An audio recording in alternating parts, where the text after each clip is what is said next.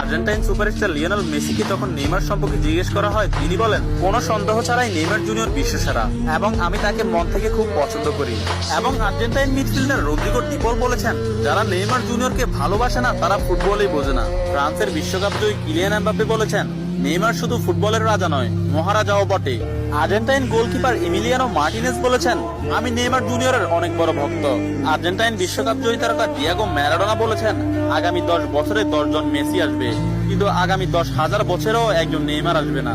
Poland ও Barcelona striker Robert Lewandowski বলেছেন, নেইমারের মতো ফুটবলার জন্ম নিতে হলে আপনাকে 100 বছর অপেক্ষা করতে হবে। তাছাড়া ইংল্যান্ডের প্রিন্স ডেভিড বেকহাম বলেছেন, আজ পর্যন্ত এমন কোন ফুটবলার আমি দেখিনি যার ভেতর নেইমারের মতো ফুটবল আইকিউ আছে, এবং ফুটবলের ক্ষেত্রে কেউই নেইমারের লেভেলের নয়, সে দুর্দান্ত।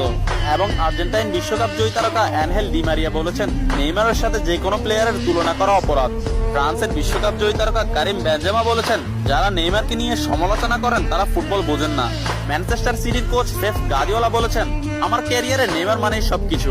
আমি মাঝে মধ্যে নেইমারের খেলা দেখে আমার দলের উপর সেটা বিস্তার করি। এবং স্পেনের বিশ্বকাপ জয়ী তারকা জেরার্ড পিকে বলেছেন, নেইমার ইতিহাসের সেরা খেলোয়াড়। অন্যদিকে লা লিগা সভাপতি তাবাস বলেছেন, নেইমার লা লিগার সম্পদ।